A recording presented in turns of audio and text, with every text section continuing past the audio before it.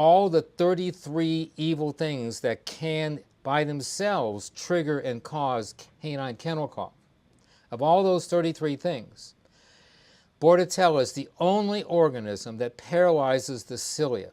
What are the cilia? Well, we're talking about little microscopic hairs, tiny little hairs that are on the top ends of the cells that line the trachea, line the windpipe, line the upper respiratory tract, all the way down through the mainstem bronchi bifurcation into the lower airways. They're little hairs that whisk, are brushing. It's like the little sweepers that are moving crud that develops from the respiratory tract 24/7, 365 to keep you and me and your dog healthy.